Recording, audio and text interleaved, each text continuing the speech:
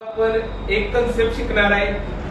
जर समजा मी दोन प्लेन मिररच्या दरम्यान जर एखादा ऑब्जेक्ट प्लेस केला तर त्या ऑब्जेक्टच्या किती इमेजेस फॉर्म होतात हे आपण एका छोट्याशा एक्सपेरिमेंटद्वारे बघणार आहे। आता यासाठी आपण दोन प्लेन मिरर आपण सुरुवातीला घेतले।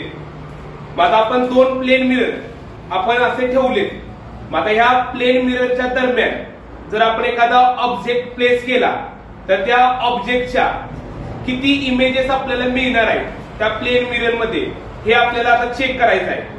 जर दोन प्लेन मिरर मध्ये जर 90 कोन असेल तर अशा वेळी त्या ऑब्जेक्टच्या नंबर ऑफ इमेजेस आहेत त्या किती फॉर्म होतात ते तुम्ही इथं बघू शकताय। तर आता जनरली इथं 3 इमेजेस तयार होत आहेत। आता जर जसं मी हा अँगल बदलतोय तसतसे या ठिकाणी ज्या नंबर ऑफ इमेजेस आहेत त्या पण काय होत निघाल्या, त्या बदलत निघाल्यात। म्हणजे थोडक्यात ह्याच्यावरून आपल्याला एक गोष्ट समजत्या की दोन प्लेन मिररच्या दरम्यान एखादा ऑब्जेक्ट ठेवल्यानंतर त्याच्या किती इमेजेस फॉर्म होणार आहेत ते त्या दोन प्लेन मिरर मध्ये असलेल्या अँगल्स वरून ठरतं।